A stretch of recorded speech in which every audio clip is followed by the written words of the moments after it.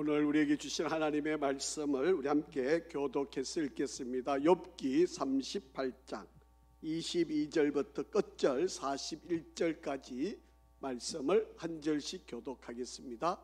욥기 38장 22절부터 41절까지 말씀을 한 절씩 교독하겠습니다.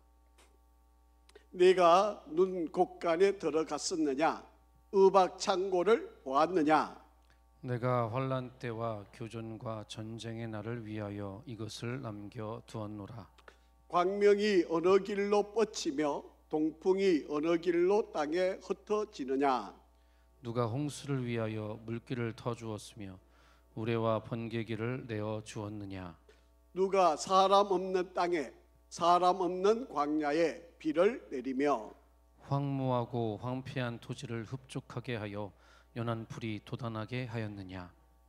비에게 아비가 있느냐? 있을 방울은 누가 낳았느냐? 얼음은 누구의 태에서 났느냐? 공중의 서리는 누가 낳았느냐? 물은 돌같이 굳어지고 깊은 바다의 수면은 얼어붙느니라. 내가 묘성을 메어 묶을 수 있으며 삼성의 띠를 풀 수 있겠느냐? 너는 별자리들을 각각 제때에 이끌어낼 수 있으며 북두성을 다른 별들에게로 이끌어갈 수 있겠느냐? 내가 하늘의 궤도를 아느냐? 하늘로 하여금 그 법칙을 땅에 베풀게 하겠느냐? 내가 목소리를 구름에까지 높여 넘치는 물이 내게 덮이게 하겠느냐? 내가 번개를 보내어 가게 하되 번개가 내게 우리가 여기 있나이다 하게 하겠느냐? 가슴 속의 지혜는 누가 준 것이냐? 수탉에게 설기를 준 자가 누구냐? 누가 지혜로 구름의 수를 세겠느냐?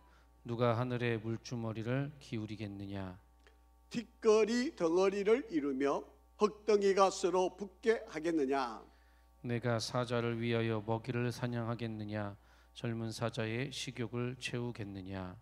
그것들이 굴에 엎드리며 숲에 앉아 숨어 기다리느니라.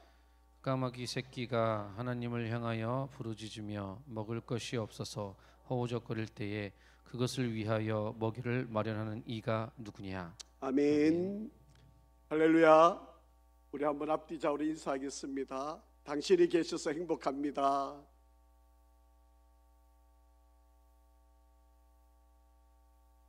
한 번 더 인사하겠습니다. 잘 되고 있습니다. 기도하면 됩니다.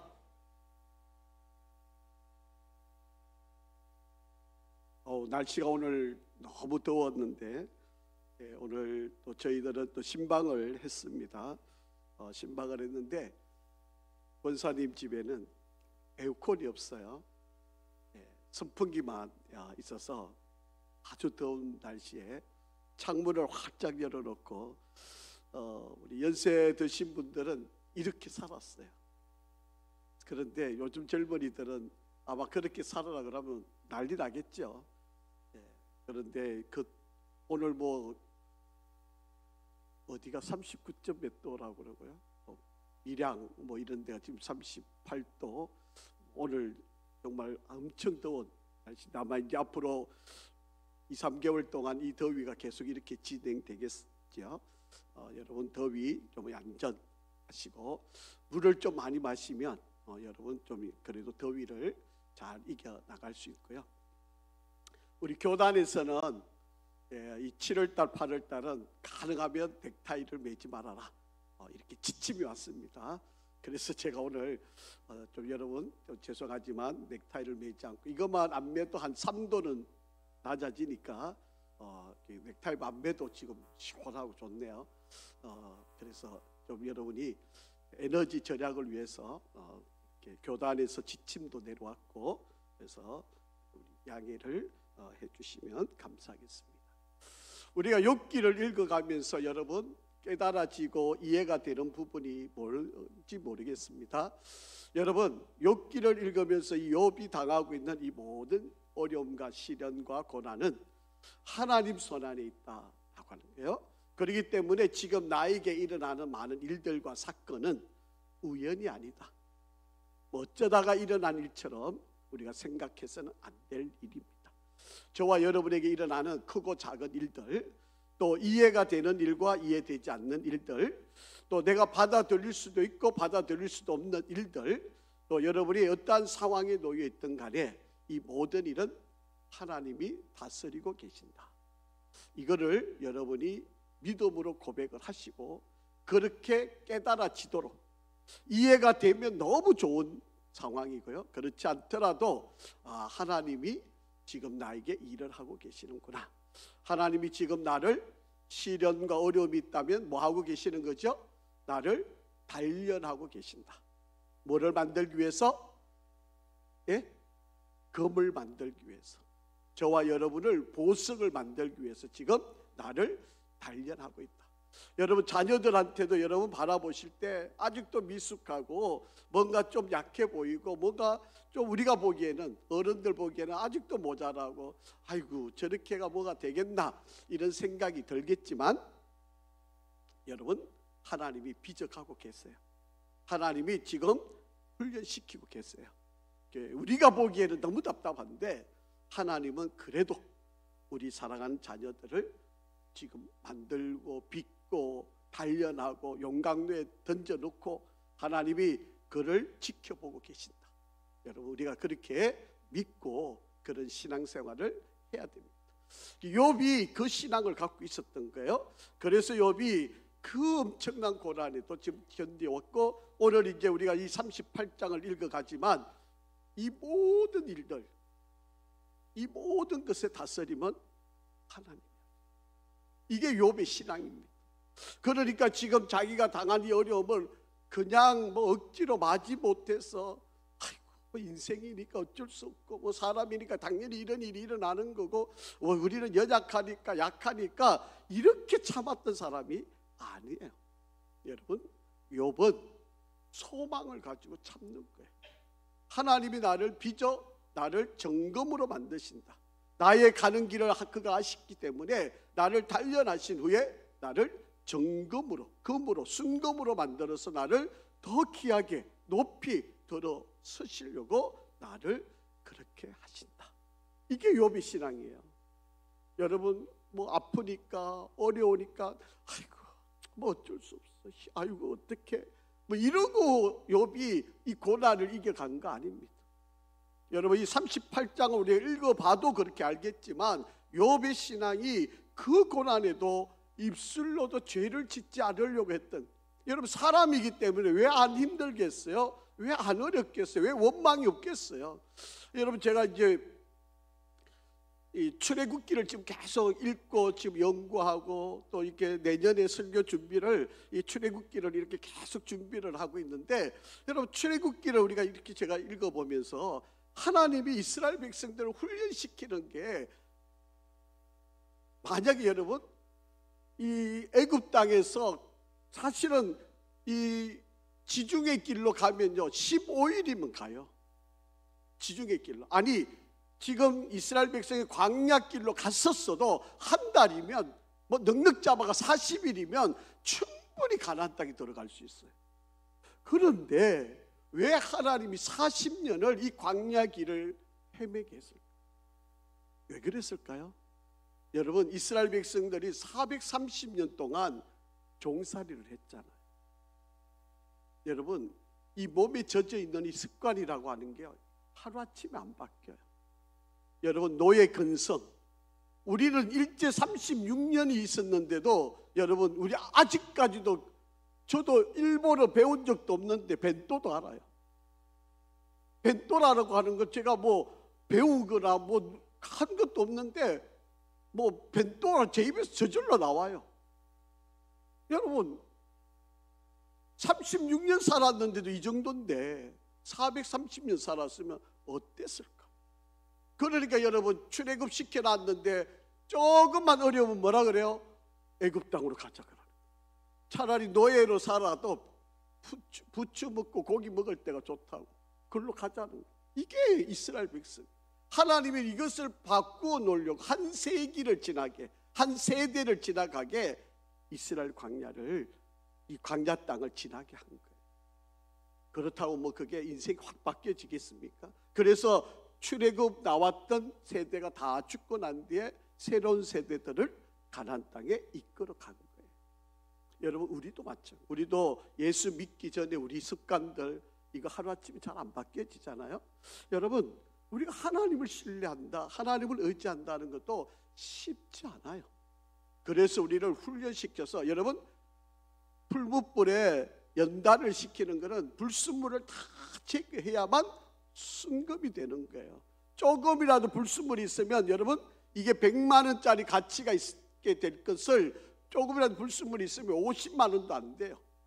불순물이 들어가면 값어치가 뭐 절반이 아니라 절반의 절반도 안 되는 가격으로 쭉 떨어져요. 순금을 만들어야 제대로 값을 매길 수 있어요. 하나님이 우리를 그렇게 만들고 싶으신 거예요. 그래서 여러분에게 때로는 내가 이해되지 않는 고난과 아픔과 어려움과 시련들이 있겠. 그러면 깨달아야 되잖아요. 내가 그런 고난이 왔을 때 하나님이 나를 테스트 하시는구나, 나를 트라이얼, 나를 증명시키려고 이런 일을 하시는구나, 분별을 해야 되잖아요. 그래서 내가 그 테스트를 통과를 해야 결과물이 나오는 거지. 여러분, 테스트를 통과하지 않으면 인정을 못 받아요. 증명되지 않으면 그 사람의 존재의 가치를 인정 못 받아요.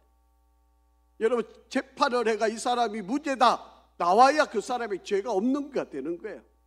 여전히 재판받아가지고 찜찜하게 아직도 재판을 선고를 안 받아 놓으면, 무죄로 선고를 안 받고 나면 아직까지는 그 사람은 죄인이 될 수 있는 가능성이 있는 거예요. 여러분, 우리도 마찬가지. 신앙생활 하면서 하나님이 우리를 단련하셨을 때 여러분, 사실 우리는 욥기의 결론을 알기 때문에 지금 무덤덤하게 이 성경을 읽어가고 있지만, 지금 욥이 이 38장을 고백하고 있는 이 순간은요, 자기가 살아온 그 엄청난 일을 경험한 뒤에도 그가 하나님을 이렇게 위대하게, 그렇게 크신 하나님, 그 놀라우신 하나님, 오늘은 이 모든 우주 만물을 눈동자와 같이 세밀하게 다스리고 인도하시고 때에 맞춰서 눈을 내리시고 얼게 하시고 추위가 있게 하시고 바람을 불게 하시고 이 모든 일들을 다스리시는 것이 하나님입니다. 이게 바로 욥의 신앙의 고백이에요. 하나님이 그거를 지금 욥에게 나는 너의 모든 일을 내가 다 지켜보았고 내가 너를 다스리고 있고 이 모든 일들을 너를 위해서 한 일이다, 그렇게 말씀합니다. 오늘도 바로 저와 여러분을 위해서 하나님이 그렇게 일을 해오셨어요. 믿으시기 바랍니다. 그렇기 때문에 우리는 어떤 어려움을 만나도 여러분 좌절하면 안 돼요. 힘들다고 여러분 포기하면 안 돼요. 지금 하나님이 이 엄청난 어려움이 나를 단련하고 있구나, 금으로 만들기 위해서, 순금을 만들기 위해서 나를 이렇게 사용하고 있구나. 오히려 어려움을 만나면 감사해요. 왜요? 좋은 결과가 오니까. 이 시험만 통과하면 내가 상상할 수 없는 나래를 펼 수 있으니까, 하나님이 그 값어치를 인정하시니까. 여러분, 우리는 그런 고백, 그런 믿음, 그런 신앙을 가지고 있어야 돼요. 오늘 22절부터 41절까지인데, 자, 오늘 이 하나님께서 욥에게 가르치시면서 이렇게 말해요. 나는 지금 놀라운 변화를 일으키는 하나님이다. 나는 너에게 일어나는 모든 일들을 다스리고 있는 하나님이다. 지금 그렇게 말씀을 하시고 있는 바로 그런 장면이에요. 여러분, 지금도 우리 하나님은 여러분 한 사람 한 사람에게 놀라운 일을 행하신다라고 하는 것을 여러분이 이해를 하시기 바랍니다. 또 그렇게 믿으시기 바라요. 자, 22절 23절 한번 읽어볼게요. 시작. 네가 눈 곳간에 들어갔었느냐? 우박 창고를 보았느냐? 내가 환난 때와 교전과 전쟁의 날을 위하여 이것을 남겨두었노라, 그렇게 말씀하셨어요. 오늘 엄청 더워가지고 제가 여러분 눈 사진을 좀 보여드리고 싶습니다. 여러분, 눈이 내리면요 세상이 하얗게 덮여요. 그래서 아무것도 없는 것처럼 하나님은 때로 우리를 위해서 추운 겨울을 준비를 하신다라고. 여러분, 이 추운 겨울에는요 아무것도 할 수가 없어요. 눈이 내리고 나면 여러분 세상에 동물도 우리 사람들도 아무것도 못합니다. 그래서 우리는 지혜가 있잖아요. 겨울이 오면 가을에 겨울 준비를 한다는. 여러분 짐승들도 그거를 알아요. 그래서 짐승들도 겨울이 오기 전에 부지런히 먹을 걸 준비하고 겨울을 나기 위해서 얼마나 애를 쓰는지 모른다. 겨울이 되면요 먹을 것을 찾을 수가 없어요. 준비하지 않은 짐승들은 다 굶어 죽게 돼 있어요. 인생도 마찬가지입니다. 사람들도 겨울이 올 때 이것을 참고 견뎌야 될 시기가 있는데 이걸 준비해 놓지 않으면 여러분 우리도 망하는 거예요. 우리도 죽는 거예요. 하나님은 우리에게 때를 맞춰서 이 모든 것들을 다스리신다. 여러분 우박의 창고, 하나님이 때에 맞춰서 우박을 내리시는 바로 그런 일들도 하신다. 여러분 자칫 잘못하면 우박에 맞으면 죽는 일도 있어요. 그러니까 이 우박 창고를 하나님이 준비하셔 때로는 우리에게 경고로 우박을 보내시기도 한다라고 하는 것입니다. 하나님의 창고에 얼마나 많은 눈이 쌓여 있고 우박이 쌓여 있는지 우리는 알 수 없죠. 그런데 참 표현이 재밌잖아요. 눈 곳간에 그리고 우박 창고를 그렇게 설명하잖아요. 저는 이 말씀을 생각하면서 이런 생각을 해봤어요. 아, 하나님은 우리에게 보물 창고도 만들어 놓으셨겠다. 하나님은 우리에게 보물을 주시려고, 복을 주시려고 창고가 어마어마한 창고를 만들어 놓고 우리에게 복 주시려고 창고를 만들어 놨는데 그 복을 누리는 자가 돼야 되겠다. 하나님은 눈도 모아놓는 곳간도 있고 우박의 창고도 있다면 하나님은 복의 창고도 만들어 놓으셨겠다. 그냥 제가 생각을 해본 겁니다. 묵상하면서 그래서 하나님은 우리에게 복 주시기를 원하시는 분이잖아요. 그러니까 하나님도 우리에게 복을 주시려고 엄청나게 그러니까 살 곳이 없도록 복을 주신다고 약속을 했어요. 하나님은 어마어마한 복을 준비해 놓으셨는데 받을 자가 있는지 지금도 두루두루 살펴보고 계신다라고 하는 것입니다. 여러분 겨울에 전쟁을 하다가 실패한 사람들이 여럿이 있어요. 여러분 나폴레옹 같은 사람 또 히틀러 같은 사람이 러시아와 전쟁하러 갔다가 겨울에 참패를 당하게 됩니다.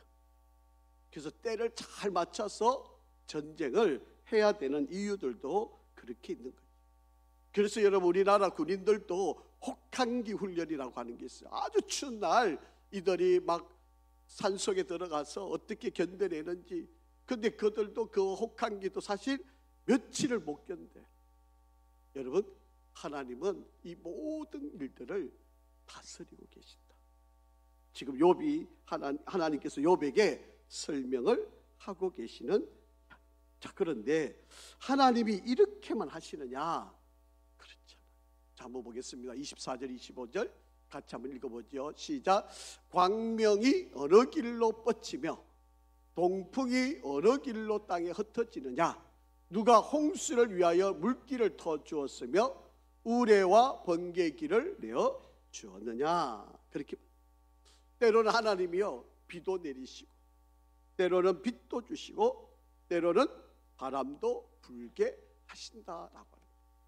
자 그런데 광명이 어느 길로 뻗쳤느냐? 빛도 하나님이 빛을 가게끔 만드는 길을 만들어 놓으신 거예요. 여러분 동풍도 어느 길로 가게 하는지를 하나님이 다 길을 만들어 놓으셨다. 홍수를 위하여 물길을 터 놓으셨다. 우레와 번개의 길도 내어 주셨다. 그렇게 말씀합니다. 하나님이 모든 이 자연의 일들을 다스리고 계신다라고 하는 이야기. 여러분 이제 얼마나 이제 내일 모레인가요? 일본에서 뭐 큰일이 일어날 거라고 예고를 하고 뭐 7월 4일인지 7월 며칠인지 뭐 하여튼 뭐 엄청난 일들이 일어난다고 얼마나 아우성입니까? 여러분 지금 중국에는 막 비가 엄청 와가지고 산사태가 일어났는데 마을이 하나 다 떠내려갈 정도의 그런 일들이 지금 벌어지고 지금 뭐 전쟁의 난리는 더할 나위도 없고요. 여러분 이 모든 일들의 다스림에는 우연인 것처럼 여러분 우리가 그렇게 생각을 할 수 있겠지만 그렇지 않아요. 우리가 믿는 하나님은 이 모든 일들을 이렇게 세밀하게 자연도 다스려 가시는 것처럼 이 세상의 모든 일을 다스리고 계신다. 우리가 그렇게 믿어야 합니다. 그렇기 때문에 우리가 정말 하나님의 뜻 안에서 간다는 것이 얼마나 큰 축복인지를 우리가 잘 알아가는 지혜가 필요하다. 자, 26절 한번 보시죠. 시작. 누가 사람 없는 땅에, 사람 없는 광야에 비를 내리며 황무하고 황폐한 토지를 흡족하게 하여 연한 풀이 돋아나게 하였느냐, 그렇게 말씀합니다. 여러분, 아무도 심지 않은 땅에 꽃이 피고 나무가 자라게 하는 일들이 일어나게 된다. 그런 광야에 비를 내리게 하시고 황무하고 황폐한 토지를 흡족하게 해서 연한 풀들이 자라게 하는, 여러분 아무것도 없어요. 그런데 하나님은 그 속에서 나무가 자라고 풀이 자라게 만들고 계신다라고. 여러분, 우리가 이스라엘 성지순례를 가보면 정말 그냥 황망하기 짝이 없는 그런 곳을 지나는데, 그런 곳에 가보면 곳곳에 아주 오아시스도 있을 뿐만 아니라 푸른 초장이 엄청나게 있는 것을 볼 수 있어요. 이게 다 하나님의 은혜인 거죠. 하나님의 다스림인 거죠. 이게 뭐 사람의 노력으로 되어진다면 이 얼마나 많은 수고를 해야만 하는 일인가 라고 하는 것입니다. 이 모든 일들 속에 하나님께서 선하게 역사하시는 바로 그런 다스림이 있다. 저런 곳에도 동물들이 다 살아요. 우리가 보기에는 아무것도 없을 것 같고 사람이 살지 못할 것 같지만 여러분, 저런 데도 사람이 다 살잖아요. 그런데 저런 데 또 더 신기한 것은 석유를 나게 만들어 놓으신 거예요. 신기한 거 아닙니까? 그래서 여러분, 세계에서 다 제일 잘 사는 나라들을 하나님이 저곳에다가 다 만들어 놓으신, 하나님을 안 믿어서 문제죠.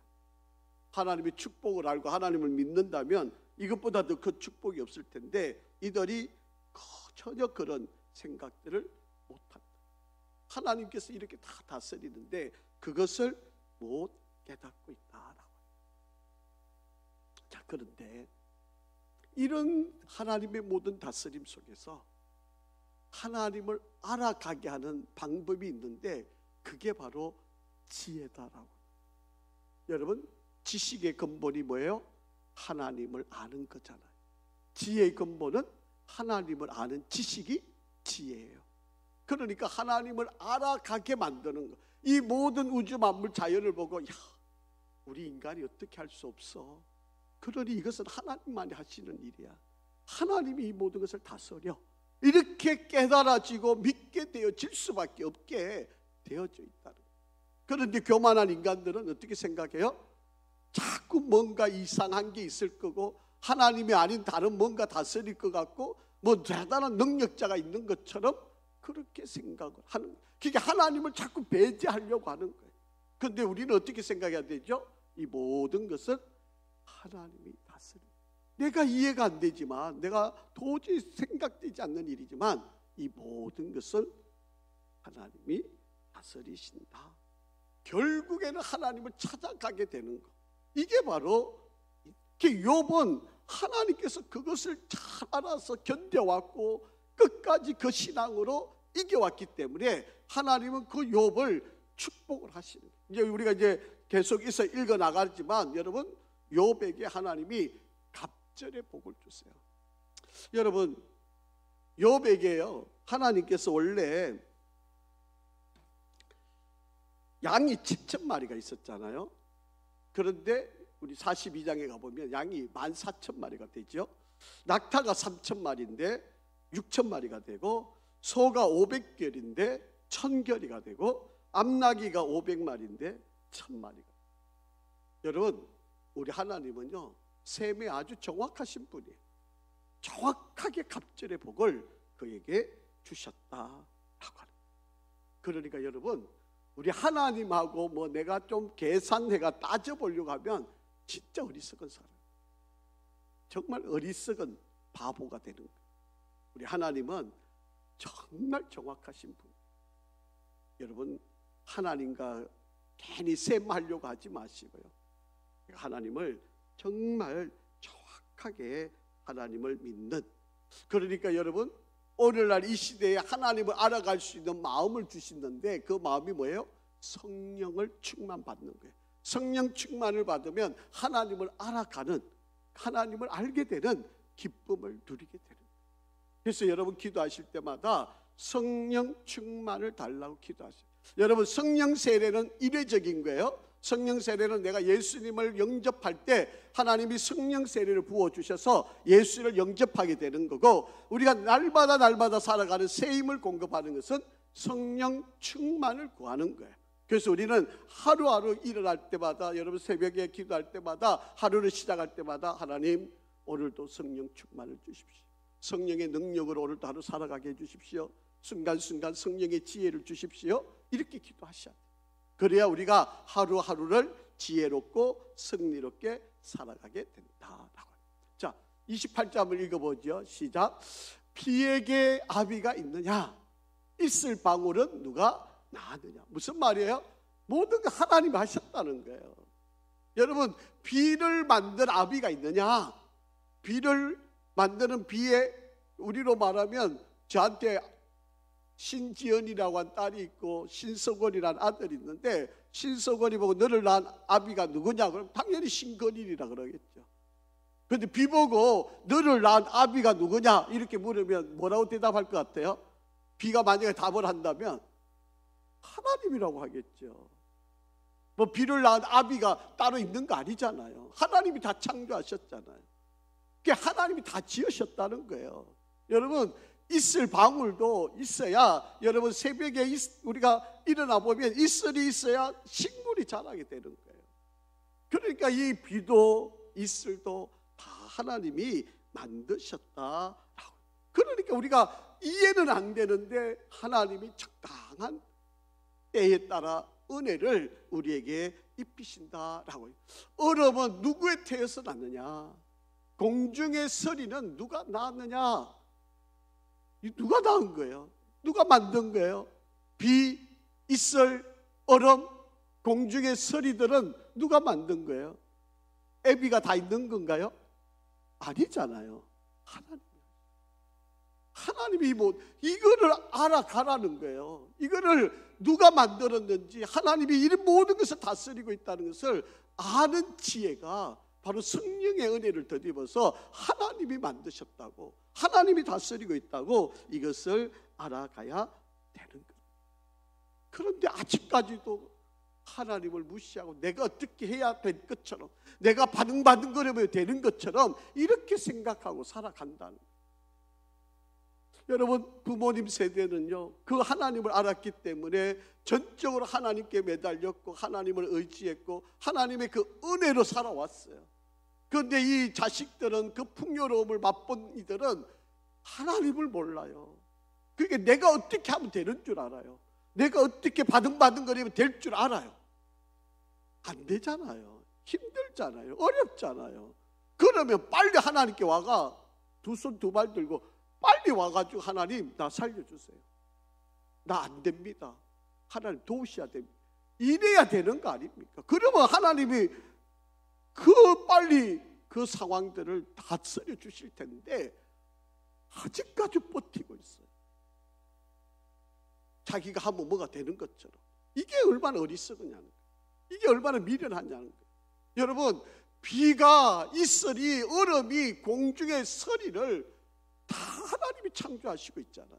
하나님이 지금 다 다스리고 있잖아요. 이것을 모르고 뭐 내가 하면 뭐가 되는 것처럼 이렇게 생각하고 살아가는 어리석은 자들이 있다. 물은 돌같이 굳어지고, 그 물도 막 얼잖아요. 여러분, 한강도 너무 추우면 얼게 돼 있잖아요. 깊은 바다의 수면도 얼어붙는, 하나님이 하시면 다 얼어붙게 만듭니다. 그렇게 빙하가 있고 또 저기 빙산 같은 게 생겨나는 거고 다 하나님이 다 하시는. 사람이 할 수 있는 능력은 아무것도 없다라고 하는 것을 깨달아야 된다라고. 여기 물은 돌같이 굳어지고 깊은 바다 수면 얼어붙었다. 제가 그냥 묵상을 하면서 이렇게 깨달아 봤어요. 사람 마음들이 이렇게 굳어지고 딱딱해지고 하나님을 모시려 하지 않고 어떻게 하든 하나님을 몰아내고 내가 뭐를 하겠다고 하는 이런 마음의 상태들, 이게 바로 인간의 마음들이 아니냐, 이게 사람들의 마음이 아니냐, 그렇게 하나님이 다 하시는데 그거를 모르고 내가 뭐를 할 수 있는 것처럼 그렇게 생각을 하는 거예요. 자, 또 이렇게 하나님이 말씀하세요. 31절 같이 한번 읽어보죠. 네가 묘성을 메어 묶을 수 있으며 삼성의 띠를 풀 수 있겠느냐. 여러분, 이 묘성이라고 하는 것은 황소자리라고 하는 거고요, 삼성이라고 하는 것은 오리온 성자를 이야기하는 겁니다. 여러분, 이런 것들을 우리가 이제 뭐 그냥 하나님이 이 띠를 다 묶어 가지고 이렇게 별자리를 만들어 놓은, 이거를 우리가 어떻게 풀 수 있는 거냐. 물론 이렇게 뭐 띠로 묶어 놓은 건 아니에요. 우리가 보기에 저렇게 오리온과 또 황소 이렇게 모습이 보여지는 것처럼 보이니까 이거를 띠로 다 연결해 가지고 하나님이 이렇게 만들어 놓으신 것처럼 우리가 이해를 하는 거죠. 우리가 그렇게 해서 연결해서 보니까 이렇게 보이는 것서 이거 띠들을 하나님이 하나하나 다 만들어가 이렇게 한 것처럼 보여지니까 우리가 이 띠 하나하나를 내가 만들 수 있고 내가 어떻게 해볼 수 있냐, 그런 이야기. 그러니까 이거 뭐예요? 하나님이 다 하시는 일. 하나님이 다 세밀하게 간섭하시고 다스리시고 이 모든 일들을 이끌고 있다라고 하는 거예요. 여러분, 별자리들을 이렇게 하나님이 모든 것, 또 북두칠성 바로 이런 것도 7개 별들이 다 연결돼 가지고 저렇게 모양이 나오는 것처럼 이게 하나님이 세밀하게 이렇게 끈을 엮어서 이렇게 만들어 놓으신 것처럼, 그렇게 우리가 뭐 한 게 하나도 없는데, 내가 뭐 대단한 실력 있고 힘이 있어서 묶어놓은 것도 아닌데 하늘의 별들이 이런 모습으로 비춰지고 나타나고 보여지는 이 모든 것, 누가 하셨다고요? 하나님이 하신 거예요. 이거를 깨달아야 돼요. 별을 보고도, 바람을 부는 것도, 비가 내리는 것도, 여러분 이슬을 보고도 이게 하나님이 하셨다는 것을 깨달아야 돼요. 이게 지혜잖아요. 자연을 통해서도 하나님이 어떻게 역사하시고 다스리는지를 알게 되는, 이게 복 중에 복인 거예요. 하나님한테 한 대 얻어 맞아가지고 깨달아지는 것도 복이겠지만 그거는 엄청난 손해잖아요. 그게 바보잖아요. 매 안 맞고도 얼마든지 잘 될 수 있는데 왜 매를 맞고 잘 되기를 바라는 거예요? 그거 어리석은 일이잖아요. 이렇게 하나님이 만들어 놓으신 걸 보고, 야, 하나님은 놀라우신 분이야, 하나님은 대단하신 분이야. 그리고 하나님을 찾아갈 수 있다면, 하나님을 만날 수 있다면 이것보다 더 큰 지혜가 어디 있어요? 이것보다 더 복이 어디 있어요? 그런데 이리 터지고 저리 터지고 쫄딱 망해가지고 그때 와서 하나님 나 살려주세요 이러면 바보잖아요. 어리석은 거 아닙니까?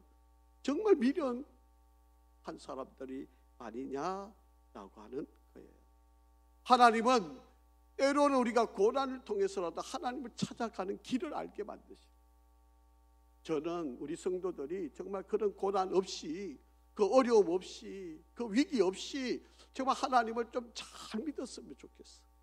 정말 그 욥처럼 이런 고난이 없어도 정말 하나님 앞에 전적으로 하나님께 매달려서 하나님, 요즘 우리 교회에 새벽 기도에 우리 성도들이 참 많이 나오셨어요. 정말 너무 감사해요. 한편으로 보면 또 기도의 제목들이 많으셔서 또 나오시는 것 같아서 한편으로 마음이 좀 무겁기는 해요. 그런데 기도 자리에 있다는 건요 정말 복이에요. 여러분, 기도의 자리에 선다는 것은 은혜입니다. 여러분, 화요일 저녁마다 기도를 하시는 분들, 또 우리가 한 달에 한 번 화요일 중보 기도하잖아요. 또 수요 예배 드리죠. 금요 기도회를 하죠. 또 시간 제가 교회에 있을 때마다 보면 우리 성도님들 이 기도 시간에 중보 기도실에 오셔가지고 기도하시는 분들이 여러 분 계세요. 또 주일 아침에 일부 예배 때 또 모여가 또 중보 기도하시죠. 얼마나 감사한지. 여러분, 우리가 기도하면서 하나님의 그 놀라운 다스림, 하나님의 그 선하심을 알아가는 기쁨이 있다는 거예요. 너는 별자리들을 각각 제때에 이끌어낼 수 있으며 북두성을 다른 별들에게 이끌어갈 수 있겠느냐? 하나님만이 하실 수 있는 일이다 라고 하는 거죠. 자, 33절 한번 같이 읽어봅니다. 시작. 네가 하늘의 궤도를 아느냐? 하늘로 하여금 그 법칙을 땅에 베풀게 하게. 하나님이 이 모든 땅을 세밀하게, 정말 기묘하게, 여러분, 우리 하나님은 지금 다스리고 계세요. 여러분, 하나님이 눈만 한번 잠깐 감으시면요, 이 하늘에, 이 땅의 모든 질서가 다 한번 어그러지면 우리는 못 살잖아요. 여러분, 하나님이 적당히 이 모든 것들을 다스리니까 우리가 이렇게 숨도 쉬고, 여러분, 태양만 조금 더 강하게 비춰도요, 여러분, 우리 못 살아요. 못 살아요. 근데 하나님이 이 모든 것들을 적당하게 막으시고 다스리시고 우리에게 비도 내리시고, 이게 하나님의 손길 안에 있음을 우리가 느껴야 돼요. 여러분, 우리가 얼마나 복 있는 백성인지를 잘 깨달으셔야 돼요. 네가 목소리를 구름에까지 높여서 넘치는 물을 내게 덮치게 하겠느냐? 네가 번개를 보내어 가게 하되 번개가 네게 우리가 여기 있나이다 하게 하겠느냐? 너가 아무리 능력 있다 그래도 번개를 내리고 구름에 비를 내리게 하는 능력이 너한테 있겠느냐? 안 됐다는. 아주 이제 중요한 말씀입니다. 여러분, 이 38장에서 키워드 같이 보이는 아주 중요한 구절이 36절이에요. 자, 한번 같이 읽어볼게요. 36절 시작. 가슴 속의 지혜는 누가 준 것이냐? 수탉에게 슬기를 준 자가 누구냐? 그렇게. 누굴까요? 누구예요? 하나님. 지금 여러분에게 일어나는 이 모든 일을 누가 주신 걸까요? 하나님이 주신 거예요. 그러면 우리가 어떻게 해야 될까요? 하나님께로 돌아와야, 하나님께 답이 있으니까, 하나님이 해결하실 수 있으니까 하나님께로 오기만 하면 되는 거 아니에요? 옛날 성경에 보면, 개역 성경에 보면 끝부분에 수탉에게 슬기를 준 자가 누구냐, 이 번역은 이렇게 돼 있어요. 마음속의 총명은 누가 준 거냐? 아마 제가 보기에는 이게 더 정확한 번역일 것 같아요. 가슴 속의 지혜는 누가 준 것이냐? 마음 속의 총명은 누가 준 것이냐? 여러분, 욥에게 지금 이 고난을 이렇게 이겨가고 정말 하나님만 바라보고 그 고난을 견뎌내는 이 모든 힘은 누가 준 것이다? 하나님, 내가 너에게 준 거 아니냐? 그래서 너가 잘 견뎌낸 거 아니냐? 지금 욥에게 하나님 그 말씀을 하고 싶은 거예요. 뭐 너가 대단하고 의롭고 네가 착하고 네가 뭐 너무 그거 하니까 너가 이겨 이렇게 된 거 아니라는 거예요. 이 모든 것도 내가 너를 이렇게 한 것. 여러분, 오늘 저와 여러분의 인생도 하나님이 다스리고 계세요. 여러분, 우리 자녀들한테 이 신앙을 가르쳐 주는 거예요. 우리 아이들도 내 인생은 누구 손에 있다? 아니잖아요. 우리 아버지 재산에 있다. 제가 오늘 이렇게 자료를 이렇게 읽으면서 자료를 보니까요, 어떤 두 친구가 만났어요. 한 친구는 너무너무 힘들게 살아가요. 그런데 한 친구는 너무 힘들게 살아가는데 이 친구가 그 친구한테 이렇게 이야기를 해요. 나 오늘 우리 부모님이 돌아가셨는데 내한테 2억 원을 유산을 줬어. 그러니까 그 상대방에 있던 친구가, 야, 너 대단하게 좋겠다. 너한테 2억을 주는 부모님도 계시가 얼마나 좋아. 나는 내한테 아무것도 안 줘. 나는 내한테 줄 부모가 아무것도 없어. 그게 이 친구가 또 이야기를 합니다. 며칠 뒤에 만났는데 나 오늘 우리 고모가 돌아가셨는데 나한테 3억을 유산을 남겨줬어. 야, 이 친구 옆에 있던 친구가 야, 너 그런 고모도 있어? 야, 대단해. 근데 또 며칠 뒤에 또 만났는데 우리 외삼촌이 돌아가셨는데 나한테 10억 원을 유산을 줬어. 그런데 이 친구, 야, 너 벌써 15억이나 받았네. 야, 너 같은 이 복덩어리가 어디 있어? 근데 15억 받은 사람이 뭐라 그런지 아세요? 나 너무 불행해. 왜? 오늘 죽은 사람이 없잖아. 그렇게 이야기합니다. 여러분, 준다고 해결되는 일은 아니에요. 여러분, 하나님을 만나는 게 인생을 역전시키는 길입니다.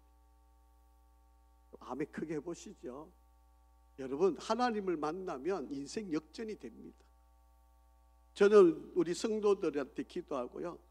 이번에 이제 우리 이재민 집사가 물레 본턴턴 병원을 개원을 해서 토요일 날 개원 예배를 드리고, 제가 뭐 다른 거는 뭐 할 말도 너무 많고 너무 제가 부탁할 일도 많고, 그런데 사실은 조카 사위잖아요. 그러니까 사실 조심스럽더라고요. 아들한테는 내가 막 말을 막 퍼부어서 하고 싶은 말이 많은데, 이 조카 사위는 좀 잘못하면 삐지고, 또 그러면 또 상처받았다고 또 저 아버지한테 일러놓으면 또 형님이 저한테 또 막 전화 와가지고 너 왜 이런 말 했냐 막 그러고 막 이럴 거가 같으면 너무 조심스러워. 그러면서 제가 이제 뭐 이런저런 설교 말씀을 가지고 이제 여러 가지 이야기를 했지만, 다른 거 없다. 너가 정말 하나님 앞에 바르게 서서 잘 할 수 있는 길은 딱 한 가지. 11조를 정확해. 11조를 정확하게 하면 하나님이 나한테 반드시 복을 줄 거다. 제가 그 한마디를 했어요. 우리 교회에서 11조를 제일 많이 하는 그런 성도가 되기를 바란다. 그렇게 제가 부탁을 했어요. 왜냐하면 하나님 앞에 우리가 복 받는 길은요, 오늘 이제 제가 내일 새벽 기도 때 말씀할 내용에, 우리가 지금 말라기를 계속 읽잖아요. 그러니까 이 말라기가 내일이 그게 읽어야 될 시간이에요. 제가 오늘 또 묵상하면서 내일 아침에 이야기할 말인데, 하나님을 우리를 청량해 볼 수 있는 길이 여러 가지가 있을 텐데, 그 중에 가장 정확하고 명확한 게 11조예요. 또 돈 설교하면 또 원래 아멘이 안 나오게 돼 있을 거예요. 또 시험이 드는 분들도 있을 수 있어요. 제가 새벽 기도 때도 이걸 해야 되나 말아야 되나 고민을 했는데, 하나님 말씀이니까 제가 안전할 수는 없을 테고, 그래서 내일 아침에 그래서 제가 이재민 집사한테도 뭐 다른 거 내가 뭐 의사로서 뭐 이런 거 제가 가르쳐 줄 게 없잖아요. 하나님 복 받는 길은 다른 거. 그런데 월요일 날 첫 이제 병원을 개업하고 진료를 했는데 100명이 왔다 그래요. 우리 형님은 첫날 5명밖에 안 왔는데, 제가 그 소리를 들으니까 막 깜짝 놀란 거예요. 한편으로 얼마나 선전을 많이 했으면 그랬나 이런 생각도 들고, 야, 하나님이 복을 주시려니까 이렇게까지 하시는가? 이제 목선 이제 이 집사한테 달린 거죠. 이제 얼마나 이 집사가 잘하는가, 이제 그게 문제인 거죠. 여러분, 하나님이 모든 걸 다스려. 이게 우리의 믿음의 척도고, 이게 믿음의 기준이 되어야 한다. 가슴 속의 지혜는 누가 준 것이냐? 마음 속의 청명은 누가 준 것이냐? 하나님이 주신 거죠. 그것을 알려면 우리가 성령의 능력을 받아야 돼요. 그래서 성령 충만을 받으셔야 돼요. 그래야 하나님을 알아갈 수 있게 된다라고 하는 것입니다. 누가 지혜로 구름의 수를 세겠느냐? 누가 하늘의 물주머니를 기울이겠느냐? 우리 인간은 아무것도 할 수가 없다라고. 하나님만이 하실 수가 있다. 여러분, 저기 36절에 가슴속의 지혜는 누가 준 것이냐? 수탉에게 슬기를 준 자가 누구냐? 이제 이렇게 이야기를 하잖아요. 이 아침이 밝아오면 수탉이 꽃기호하고 울잖아요. 이제 울음이 있다는 말은 뭐예요? 아침이 온다라고 하는 이야기입니다. 수탉이 울면 깨달은 사람이 있죠? 누구였어요? 닭이 울었을 때 자기가 예수를 부인했다는 걸 깨달았던 사람이 베드로였잖아요. 그래서 유대인들과 이 유럽에 있는 사람들은 그래서 교회마다 닭을 다 붙여놓은 거예요. 꽃기호 그러면 아침이 오고 우리가 회개할 게 뭔지를 알아라고. 그래서 아마 수탉에게 슬기를 달 주가 누구냐, 이걸 아마 번역상으로 이렇게 해놓은 거 아니냐, 제가 그렇게 생각을 한번 해봤습니다. 우리가 알아야 할 그 근본의 그분을 아는 지혜가 필요하다. 티끌을 모아서 덩어리를 이루고 흙덩이가 서로 붉게 하는 것, 이 모든 게 누가 하시는 거예요?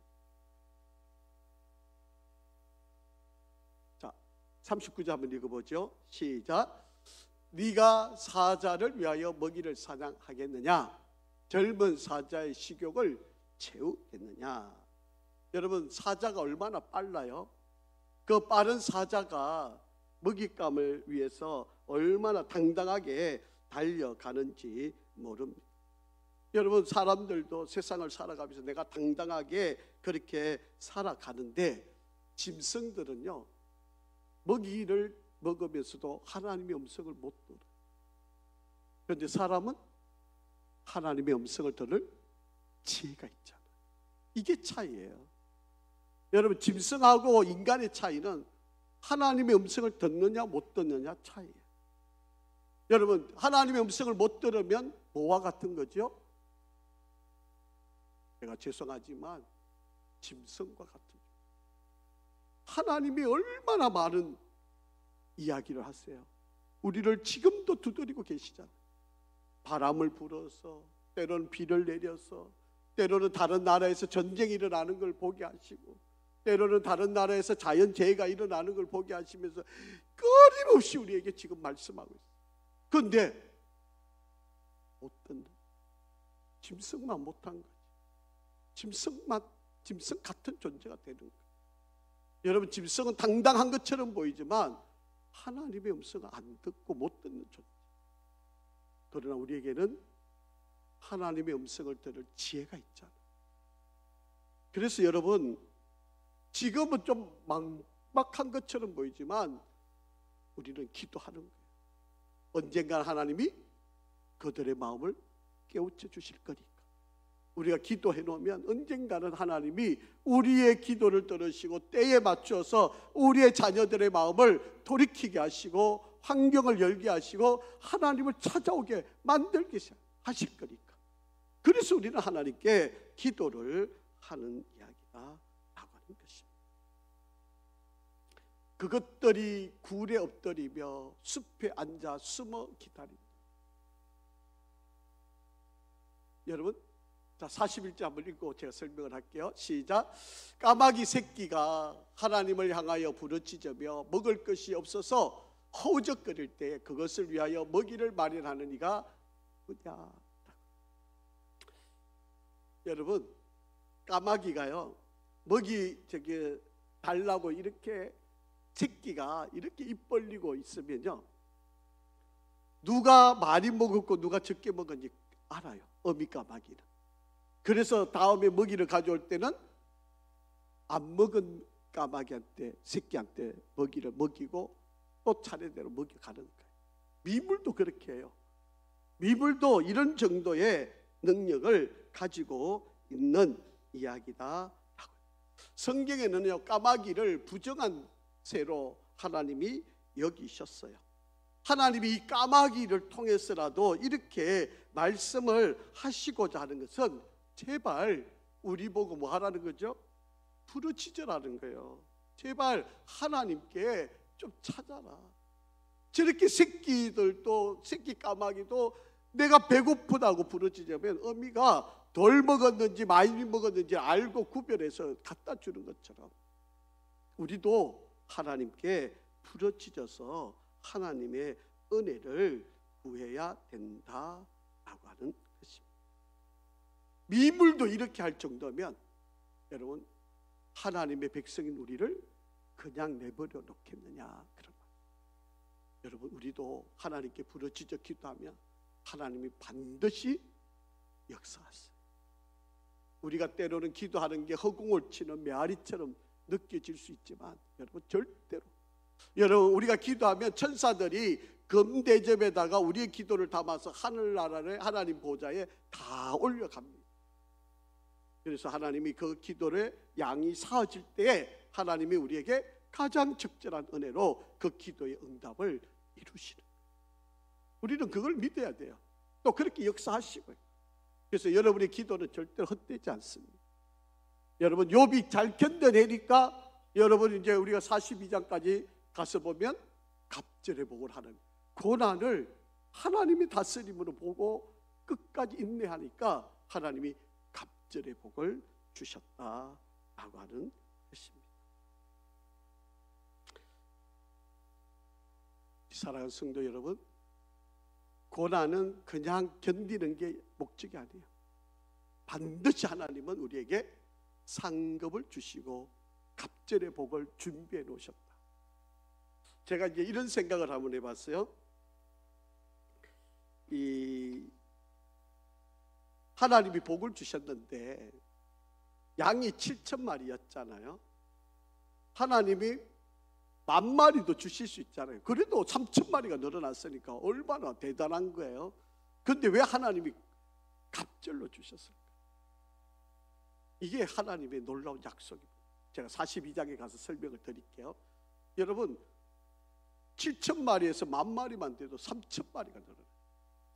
제가 이제 이번에 저기 제 동생, 사촌 동생이 저기에서 소를, 일산에서 소를 100몇 마리를 이렇게 기르고 있다 그래요. 뭐 제가 100몇 마리 그래봐요. 제 머릿속에 이게 뭐 얼마나 그건지를 제가 몰라요. 뭐 이 100마리가 뭐 얼마나 큰 뭐 돈이 되나 뭐 그런 생각이 이렇게 드는데, 소 100마리만 키워도요, 그 동네에서는 재벌 소리 듣더라고요. 소 100마리가. 그래가지고요, 장례를 치르는데 보니까 서울 우유, 하여튼 뭐 서울 우유에 관련된 뭐 모든 회사가 그거 리본 있잖아요, 다 붙어 있어요. 그리고 1년에 한 번씩 건강검진하러 여기 서울에 와서 그 건강검진을 한대요. 아니, 야, 서울에 그 일산 백병원도 있고 뭐 거기 있는데 거기서 하지. 이렇게 아니야, 우리는 특별 대우를 받아가지고 서울에 와가지고 건강검진 다 한다고 그러면서 아주 자랑스러운데, 제가 머릿속에 아무리 그가 설명하는데 뭐 얼마나 큰지 뭐 이게 얼마나 대단한지 뭔데, 여러분, 성경에 보면 소가 1,000마리,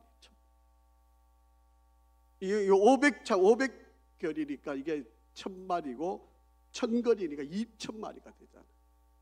100마리만 돼도 재벌 소리 듣는데, 여러분, 그러니까 이게 우리가 상상이 안 되는 거예요. 여러분, 우리가 지금 우리가 당하는 어려움과 고난을 잘 견디면 하나님이 저와 여러분에게 100배, 60배, 30배 갑절의 복을 주실 줄 믿습니다. 여러분, 우리가 조금 더 힘내시고 비록 어렵지만 잘 견뎌내시고, 여러분, 하나님을 아는 게 이게 지혜의 지식의 근본이에요. 하나님을 만나는 게 참. 그래서 여러분, 다윗이 죽으면서 그 수많은 재산과 사람들이 다 있어도 뭐를 유산을 남겼죠? 역대상 28장 9절 기억하시나요? 너는 내 아비의 하나님을 알고 온전한 마음과 기쁜 뜻으로 그를 섬길지어다. 이거 유언했잖아요. 다른 거 유언하지 않았어. 뭐 내 재산이 이만큼 있으니까 너 잘 관리해. 내가 전쟁하면서 땅 이만큼 차지했으니까 너 이 땅 잘 관리해. 안 그랬어. 내 아비의 하나님을 알고 온전한 마음과 기쁜 뜻으로 그를 섬길지어다. 솔로몬이 처음에 그 아버지의 그 유언을 받고 얼마나 잘했어요. 좀 잘 되고 나니까 마음이 변질돼가지고 우상을 숭배하게 되고, 그래서 하나님이 나라를 둘러다니는 정말 비극의 일들을 이루었지만, 여러분 하나님을 아는 게 최고. 하나님을 알면, 인격적으로 만나면요 인생이 달라져요. 하나님이 복을 안 주실래 안 주실 수가 없게 돼 있어요.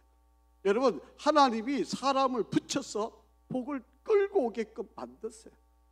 여러분 돈 쫓아가면 인생 망해요. 그런데 돈이 따라오면 그게 역사가 되는 거잖아요. 여러분 우리 교회 안에 그런 은혜와 역사가 있게, 욥이 그거를 우리에게 단적으로 보여주는 바로 그런 인물입니다. 우리 하나님을 이 여름에 너무 덥고 마음이 또 지칠 수 있는데, 이 여름에 여러분 하나님을 내가 더 깊이 알아갔다, 그렇게 깨달으시고 더 기도의 자리 지키시고 더 하나님 말씀 깊이 읽으시고 풍성한 은혜가 여러분 가운데 더하기를 주의 이름으로 축복합니다. 아버지 하나님 감사합니다. 정말 세상 살아가기 힘들고 어려운 시절입니다. 유혹도 많고 우리의 마음과 생각을 분리하고 나누려고 하는 정말 안타까운 시대 속에 우리가 살아가고 있습니다. 하나님 지혜를 주시옵소서. 하나님을 아는 은혜를 주시옵소서. 무엇보다도 인격적으로 하나님을 만나는 역사가 있게 도와주옵소서. 하나님, 하나님을 아는 것이 힘이고 지혜고 능력임을 다시 한번 깨닫습니다. 욥에게 하나님이 그 하나님을 안 기쁨을 설명하고 계시는데, 우리도 그런 은혜를 누리게 하여 주시옵소서. 우리 귀한 자녀들 정말 하나님을 인격적으로 만나 인생을 승리하게 도와주옵소서. 예수 그리스도 이름으로 기도합니다. 아멘.